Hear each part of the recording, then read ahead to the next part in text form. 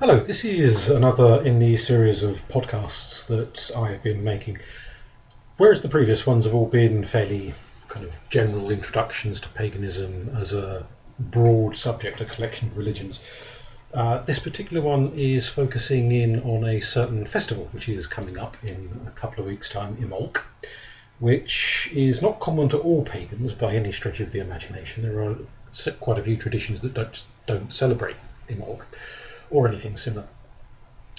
However, those traditions that root to Ireland, Scotland, the various Gaelic regions, and the Brythonic ones will have an equivalent sort of festival, such as things like Druidry and some forms of Wicca, for example, do celebrate Imbolc. And I've been asked by friend Carol if I would focus in on this time of year to explain what it's about. So I'm going to do that whilst I am baking a sultana cake, so bear with me, multitasking as usual. Imbolc comes from a Gaelic word. You can also see the festival this time of year described as Imbolc. Imbolc and Imbolc mean, depending on which linguist you look to, can either mean ewe's milk, ewe in this case female sheep, or they can mean quickening in the belly, so pregnancy. The two meanings are linked in that this is the time of year, at least in this climate of the world, where female sheep are pregnant, giving birth to their lambs, and therefore feeding them, obviously, lactating, giving them milk and so forth. So there is a connection of meaning between the two interpretations and understandings of the word. Just grating some nutmeg if you're wondering what the weird noise is.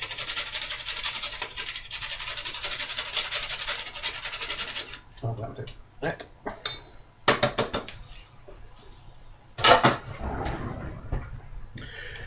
If you imagine yourself in Ireland or, well, even mainland Britain for that matter, about 2,000 odd years ago, obviously there's no electricity, there are no radiators, there's no TV, there's no electric lights, there's none of that. The world is quite a different place. Early February, it's cold, it's either snowing or raining bucket loads, or possibly alternating between the two, given our climate. It's not a pleasant time of year to be travelling. It's not a pleasant time of year to be wanting to have big meetings, festivals, fairs, where you've got a couple of hundred people coming together because the ground's so muddy you don't want everyone churning the mud up. Maybe an awful lot of modern day pagans and New Age type people and so on love going to Glastonbury for the big music festival and are happy to spend a few days in oceans of mud and squalid toilet conditions and all sorts of things that make my stomach churn. But the ancient pagans were an awful lot more sensible, let's face it, than a great many modern pagans, in that, unlike modern pagans, they weren't able to go back after a weekend of rolling in the mud to nice hot showers and centrally heated homes and all of that. If it was muddy, they had to live in it permanently, and I'm sure if you live in mud permanently, the charm that it may have for Glastonbury festival goers soon wears off.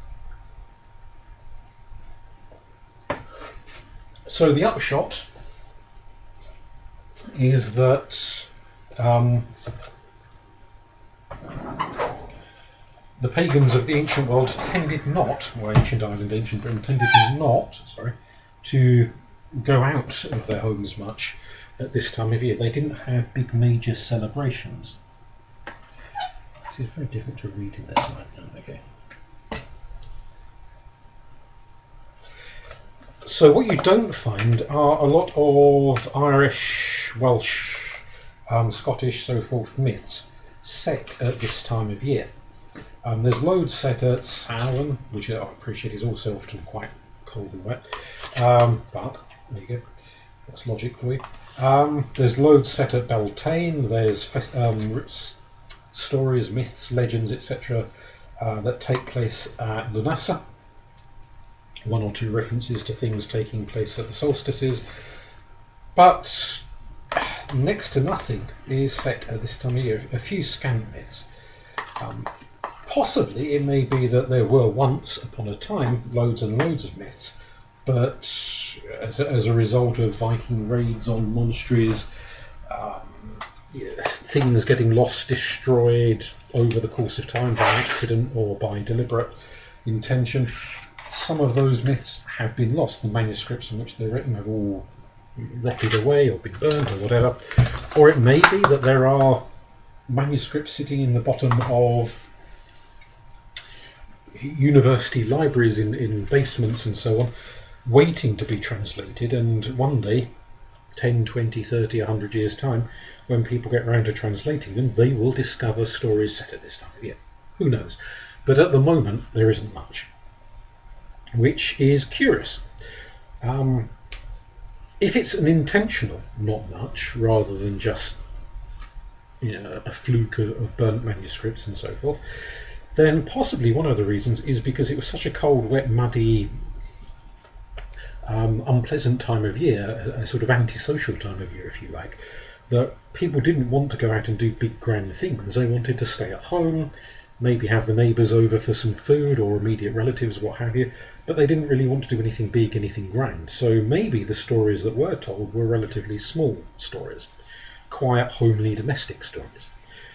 The kinds of stories that tended to get recorded by the monks in medieval Ireland and Wales and so forth were grand stories. They were of kings and queens and great wizards and adventurers and the rich, the powerful, the influential doing big grand things and huge battles and all that sort of stuff.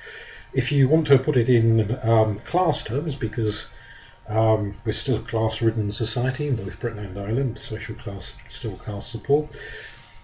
These were the stories of the upper classes. The rich doing grand adventurous things, having massive feasts and wonderful times of it, being written down by monks who were being paid a small fortune, or the monasteries at any rate, not the individual monk, were being paid small fortunes to record the stories of the rich for the rich. So possibly, without getting too sort of closet socialist in the process, maybe the stories told at Imbolc were the stories of poorer people, ordinary people, if you like. They weren't stories of great battles and massive adventures and wild daring do and royal courts. Maybe these were the tales of farmers and carpenters and fishermen and basket makers, people of that sort, who couldn't afford to commission monasteries to go and write grand stories in languages they probably couldn't even read half the time, on expensive vellum manuscripts and the rest of it. So maybe the stories there were of a smaller scale nature. We do have quite a lot of folklore that survived from more recent times, the last few hundred years, which reflects the concerns of ordinary working people. So you have stories of the puka, for example, often cavorting around farms and frightening the life out of the housemaids and the farmer's wife and all of that sort of thing. Maybe once upon a time those were the sorts of stories that were common at this time of year. Maybe.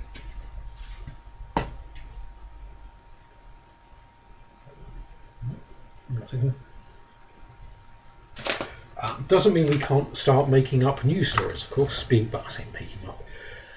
We can't be inspired with new stories. I don't. When I say making up, that sounds as if people are thinking, "Oh well, I've got half an hour to fill. I'll make up any old rubbish and say that." I don't mean it in that context.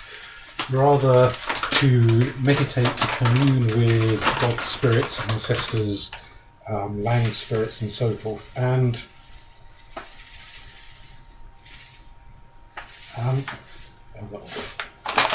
too much sugar.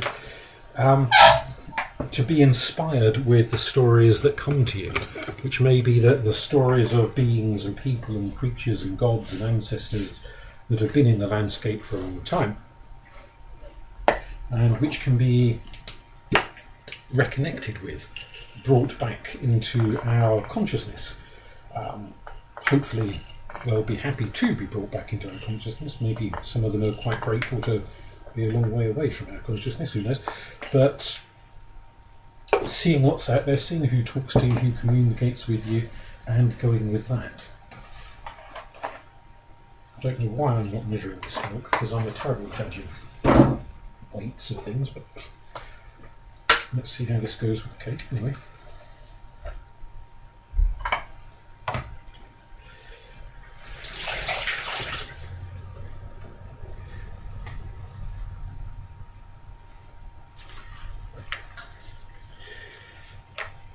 All that said and done, there are a number of Christian myths set at this time of year in early Ireland connected to St. Bridget.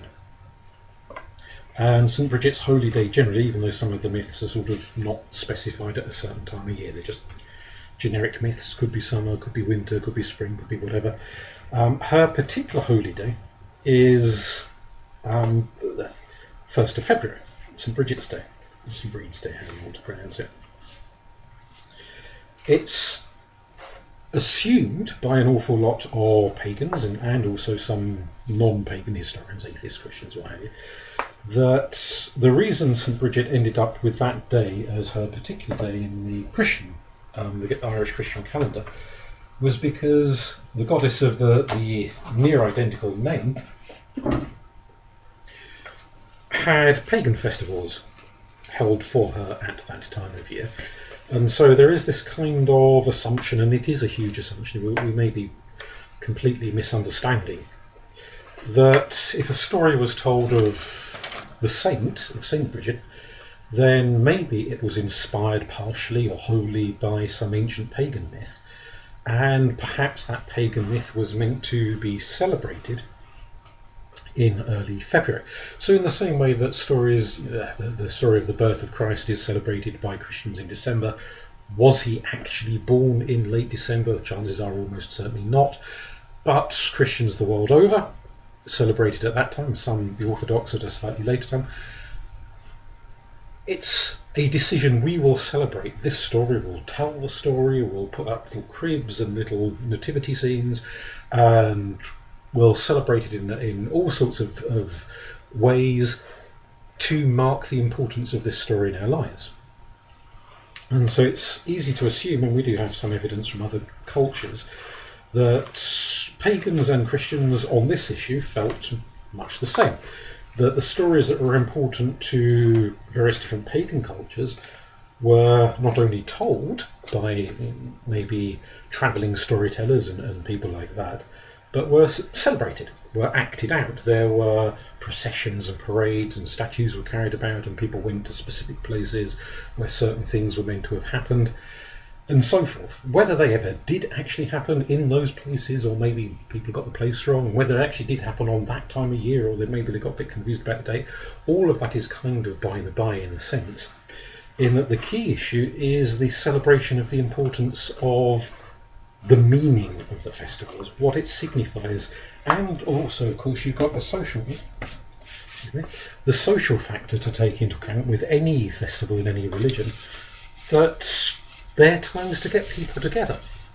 Whether we're talking some big scale event like the great feasts of the chieftains described in Irish myth, the 7-day feast of Samhain, for example, or whether we're just talking maybe some nice small scale event at Imbolc where the farmers in a half a mile radius of each other met up on someone's farm and had a big meal and a chat and a few pints and what have you. Whatever the scale of the event, the story and the reenactment of the story and the telling and the hearing of the story is a way of bringing people together. Whatever the realities, historical and so forth, are of the events recounted in the story. So it may be that there were stories told not only of Saint Bridget in the Christian context, but comparable sorts of stories told of the goddess Bridget in Ireland, and people reenacted things. So any possible example of this, although the recording of the event taking place comes from well within the Christian period, in the Scottish Highlands and Islands and in Ireland itself, things like the Breedy doll. Now, we've got no realistic evidence to say that people 2,000 years ago were celebrating the Breedy Doll, but we can consider it as a possibility. The Breedy Doll was a doll, sometimes made of straw, occasionally other materials, in the form of a little doll, not one of these huge, great things you see in the Lithuanian and the Latvian festivals, but a small doll that was dressed often in white cloth, white material, like a little smock, I suppose, and placed in a cradle or a crib. And the women of the village, and it's not entirely clear in all of the accounts whether this was every single woman of the village, or maybe only women in a certain age group, or only women who'd been married, or only women who had children, or only women who hadn't yet had children, or whatever. Not every account goes into that level of detail, but in which the women of the village would carry this cradle, this crib, with the straw or whatever material it happened to be made out of in that village, dolly, from house to house to house. In I suppose a little bit like the kind of way people used to take Guy Fawkes figures from house to house asking for money for the guy and that kind of thing. So it's perhaps similar to that, except rather than asking for money, they would go from house to house and be welcomed in, and they'd give a blessing to the house, asking for peace and prosperity and fertility of the people in the house, and good luck with the animals and the crops and all the sorts of things that farmers and people living a rural life care about, that are very important to their survival. Asking you for it in the name of the Christian saint. And it's quite plausible to suggest that maybe go back a further chunk of time, and people would have been doing pretty much the same sort of thing, but asking for the blessing in the name of the goddess of the hearth and the goddess of the fire. Because we have in Briege, the goddess, a threefold entity, a threefold being, three sisters. I want to emphasise the fact it is sisters, because some books do go down the Wiccan route, very much inspired by people like Carl Jung and Joseph Campbell and so on, and they talk about maid, the mother and the crone, the three stages of a woman, pre-fertile, fertile and post-fertile, which does occur in a lot of myths around the world. You do indeed get sexual goddesses demarked by age gap, but in the stories of Briege, she is three sisters of like age, rather than an old woman, a young woman, and a middle-aged woman. One of the three sisters, we have people like Bishop Cormac to thank for recording these accounts, is described as a blacksmith, goddess of the forge and of manufacturing things, of craftsmanship and so on. One is described as a healer, and one is described as the poet. All three are linked by the idea of fire, the fire of poetry, that's sometimes referred to in Irish mythology and Irish poems as the fire in the head, that kind of burning inspiration. You've got to go out and compose a poem or paint a picture or carve a statue or whatever your particular form of creative self-expression happens to be. The healer is also someone who works with fire. Fire can, at one slightly graphic level, cauterize wounds and bleeding stumps and so forth. It can also sterilise surgical equipment. We know from the grave found in Colchester from the Romano-British period that they had some extremely advanced surgical equipment available to people in ancient Britain, and one assumes likewise in Ireland and so forth. Indeed, a number of doctors, when they looked at the surgical equipment excavated from the grave in Colchester, commented that the design is essentially unchanged into modern surgical equipment. It was so well designed, so good, that it's still a design for the scalpels and the various instruments and things, that those designs are still used today. They were sterilised in fire before being used on people, and again after at the end when blood and what have you was wiped off. So fire becomes a healing instrument as well as a metaphor for poetry, as well as something that the blacksmith forges swords and obviously medical equipment and cauldrons and ploughshares and whatever else that they're going to make in the heat of the fire. In an old Celtic roundhouse, at the very centre of the roundhouse, you have the fire pit, the cooking pit, the fireplace where everyone huddles round to keep warm and give light to the house, and the smoke goes up from the flames and it helps to cure the meat that's hanging from hooks and whatnot from the ceiling, rafters.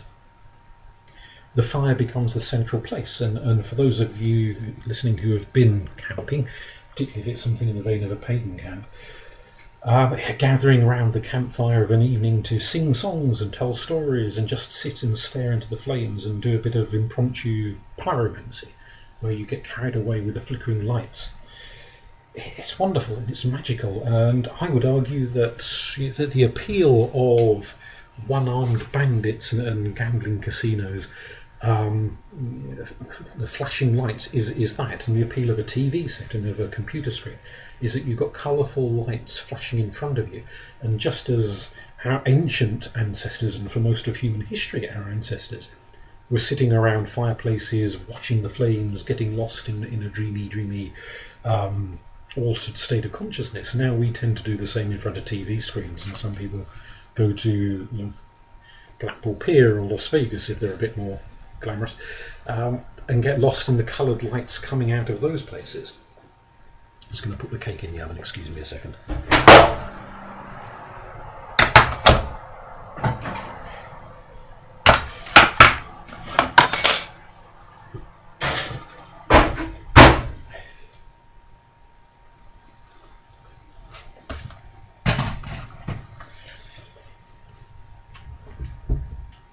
The fire is a way of translating from this state of consciousness into a different state of consciousness.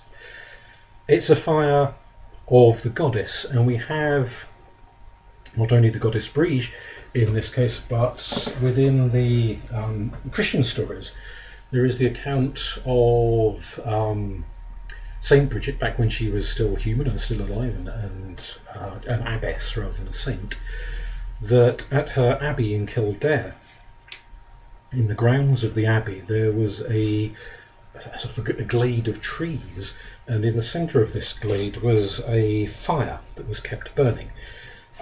It was an eternal flame that had to be kept burning, and even though this was what's termed a conhospite, that is to say there were monks and nuns living together, male and female, only the nuns were allowed to tend the flames. And there were various traditions that if a man sort of stuck his head between the trees and looked into the glade, he would be struck blind or sent mad. Various unpleasant things would happen to him, and there are a couple of stories to that effect happening. That fire was kept burning during the Abbess Brige's lifetime, with a rota of 20 nuns keeping the nighttime vigil. We don't know the kind of daytime arrangements for the rotas there, but a nun would sit with the fire during the night, feed the flames, put wood on and so forth, and then presumably somebody would come along in the morning and take over and relieve her, and she could go to bed. So there were 20 nuns, 19 nuns and the abbess herself, the abbess doing the 20th night. When she finally died, in great old age, tradition has it, Christian tradition, that the 19 nuns kept up the vigil, and on the 20th night they didn't quite know what to do, because possibly a new abbess hadn't been appointed yet, or what have you. When they went back on that 20th night, went back in the morning, they found the flame had been fed and tended by spiritual forces, and there was no ash. It was an ashless fire, therefore a magical flame. And so the tradition became that the spirit of the abbess, now lifted up to sainthood, would tend the fire on the 20th night. And the various orders of Brigadine nuns and the revived orders of Brigadine nuns, who these days often include men as well, they're not always women today, keep up that tradition, not obviously living in Irish monasteries necessarily, but you get people who do rotas, and they could be all over the world contacting one another through the internet and say, well, I'll do Monday night and you do Tuesday night and you do Wednesday night, and each person has their own candle and they keep it burning overnight and tending it for health and safety reasons and all the rest of it. And On the next night, the next person lights their candle in their home or wherever it is they happen to be at the time. So that tradition persists. It's worth bearing in mind, I think, interesting that the Ogham alphabet consists of 20 letters. There is an extra 5, the Foveda, added on by the Irish to bring the lettering in harmony with the Greek alphabet and writing some sounds, phonetics from the Greek alphabet, but they originally have a set of 20. So 29th Vigil, 20 letters of the alphabet. Is there a connection between the two? Well, we don't know for a fact, but I like to speculate, as do other people, that perhaps there is a sort of a symbolism between the alphabet and this idea of the 29th Vigil.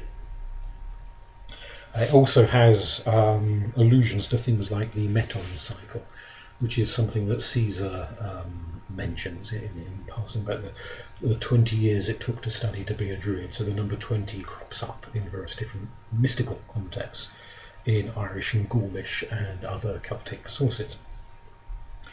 So in terms of celebrating the Feast of Imbolc, the way the group I belong to does it is a nice quiet little festival, very little, there's only a handful of us these days.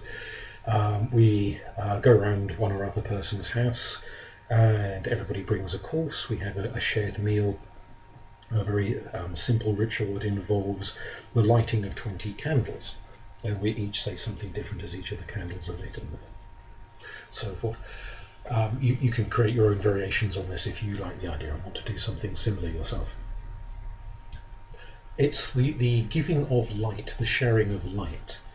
Religious traditions the world over have used the image of light, of fire, to signify the power of spirit, to signify the gift of knowledge and wisdom, and the idea of giving light to somebody else. It's something, this idea particularly, if we think in the idea of an all-female body, it echoes in different cultures. You have the traditions of the Vestal Virgins tending the eternal flame that kept Rome safe until one day, as Rome was reaching a point of Christianization. On the orders of one of the emperors, the fire was extinguished, much to the anguish of a great many Roman pagans who were convinced that the Roman Empire would collapse in a heap very soon afterwards, and they weren't far wrong on that one. You get the tending of the sacred fire of Hestia in Greek religion, the goddess of the hearth, the goddess of the home. And I'm not necessarily suggesting that Hestia and Vesta and Brigantia are all one and the same entity, although some people would suggest they are. Whether they are or not, that's, you can sort that one out yourself in your own mind. But there are definite similarities between them, and the idea of very regal goddesses whose concern and passion is for the fire at the centre of the home. Not in some sort of oppressive women tied to the kitchen sink type of a way, but the idea that what is the centre of human life, particularly in tribal times. These days the state kind of steps in to feed the sick and the lonely and the isolated and the abandoned, or look after people to some extent at any rate. Back in ancient times, if your family had turned their back on you, or they'd all been killed or died in the plague or what have you, and you were alone, you were very highly likely to die yourself, especially as the years rolled past and you got older and older and less able to look after yourself. People at that point in time, and still in many, many parts of the world these days, recognise the massive importance of community, of tribe, of being part of a family, whether by blood or by adoption or by whatever else, marriage, etc., to be part of that community, to, not just in a kind of, oh God, it's Christmas, I better put up with the in-laws type of a way, but to be part of a group where you at least liked, to some extent, and respected one another, even if you didn't always necessarily feel overwhelmed with the milk of human kindness towards one another. But there was a mutual reciprocity, a looking after of one another, of the young, of the elderly, of people who were temporarily or permanently sick and so forth. Not just this was something that women did, this is something that everyone did to look after one another. And I think we're starting to realise, as we watch the government doing their best to destroy the NHS in this country and private healthcare ruining lives in many other countries by extortionate overcharging and leaving people bankrupt and so on, that care and nurture and looking after is something we can't just expect the state to do. Not that everyone has medical expertise. Clearly, there are some situations where you absolutely do need expert help and advice and treatments and so on. And the family are there to feed, to water, to look after the individual as best they can. And beyond that, you need that extra expertise. But the necessity of care becomes terrifically important, especially when we look at the number of people who either don't want children, can't have children, or through tragedy something's happened and they reach old age and they have hardly any relatives left, or possibly they've been estranged from their relatives in some way. And so you're getting people who no longer have a younger generation to look after them. And it becomes a huge question for people in that situation. It's something I personally can identify with here. If I make it to my 80s and I'm frail and need looking after, who is there who's going to do that? Probably no one, truth be told. So that's where we turn to the state or save up money for being shoved in a retirement home or something of that sort. Who takes up that role? Who takes up that position? And this may all sound like a lot of politicised waffle, but if we come back to ritual, faith and politics are integral to one another. You cannot separate the two, and it is foolish to try and do so. Despite all those politicians who get very irate whenever bishops say something that they don't much like the sound of. They are part and parcel of the same thing. So this time of year is quite good for thinking about care, for thinking about nurture. Who do we care for? Maybe an elderly relative, maybe a child, maybe some relative of whatever age who has disabilities, mental, physical, whatever, that we help to look after them. Maybe cats, dogs, gerbils, budgies. Maybe it's the garden that you care for and you look after the plants in your garden. Who is it that we nurture? And in exchange, thinking about when we're in need, we're not feeling too great, too well, what have you, who nurtures us? Who do we turn to when we feel the need for help? And recognising that vulnerability and openness to one another are positive things. We've got to get away from this sort of Darwinian dog-eat-dog rubbish that's been banging around since the 19th century and used to justify all manner of horrible activities. As a species, we have survived hundreds and hundreds of thousands of years because we care for each other. We nurture one another. We look after one another. When one of us gets ill or injured or what have you, we have been there to look after. Those tribes that just banged them on the head with a rock and left them there, they don't tend to survive. So it's understanding the importance of care and nurture and thinking about that, celebrating it, rejoicing in it. Maybe if things are getting a bit much and a bit on top of you, it's a time to sit and commune with your gods and ask them for guidance, advice. What do I do in this or that situation? Give me a pointer, a bit of a direction. It's a time, if you belong to a ritual group of some sort, to think about how you care for each other, how you look after each other. What arrangements will you make for one another? If one of you gets really ill, or one day, if the group lasts long enough, someone's going to die. Will you be there for each other in the dying? How will you care for each other afterwards? In terms of funeral preparation, or if somebody's got a collection of pagan books, objects that they use in ritual, they want to know it's going to be valued, going to be appreciated, go somewhere it's going to be nurtured, rather than just slung in the nearest charity shop or in a dustbin by some relative who doesn't know what the hell any of it is and thinks, oh, I don't want this rubbish when they're clearing the house. All of that is part and parcel of the care and nurture we have for each other, human and animal and plant and landscape and so forth. So Imbolc can be, although it's a very quiet time, it can be a good time to sit and think about how we share the milk of human kindness with one another, going back to all that imagery of the ewe's milk and the lambing season and so forth. If you're of a culinary bent, a bit like me, you like cooking or whatever, milk-based food is quite a nice thing to make at this time of year, whether it's blancmanges or what have you. Integrating that, if you're omnivorous, you might want to include a bit of lamb, because this was the time of year putting aside squeamishness when tribes in earlier times had been living off dried meat and jerky, basically, to get through the winter. And the lambing season, not only were they using milk, so the humans could nick a bit of that milk too, but not all of the lambs would make it. And so some of them ended up in the cooking pot. So it was fresh meat for tribes in hard-pressed cold months over February and March and so forth. It was a bit of a lifeline for them, even if you're vegetarian, vegan, what have you, or you just don't like lamb. It's a time to think about how we help each other survive, each other including the non-human.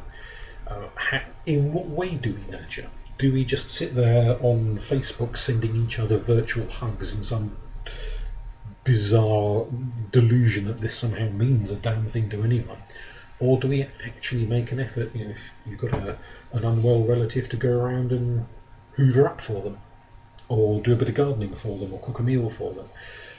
How do we look after our friends? How do we look after each other? What is our caring nature? And if we're thinking this, the idea of many pagan traditions calling on the gods, calling upon goddesses and so forth, you can do that, dancing around candles and reading out grand prayers and poems and flailing your limbs about. But you can also do it by action. That Ogmios is there when you recite poetry.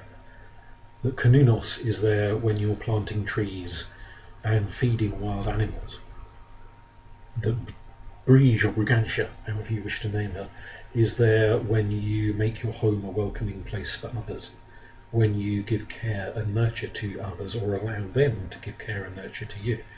And certainly if you're a very independent person, you might not want to allow it. It might become a last resort for you. So it's understanding all of those things and finding ways of integrating them into ritual, making them part of a quiet, gentle time of year that nonetheless has a lot of deep roots to it. There are other traditions in paganism that celebrate other festivities, late January, early to mid-February, but they often have slightly different focuses to them. Things like the Lupercalia ritual for the Romans, which is, I think, a wonderful ritual. But I'll leave that for some other recording, and hopefully this is way more than enough waffle for this one. Thank you.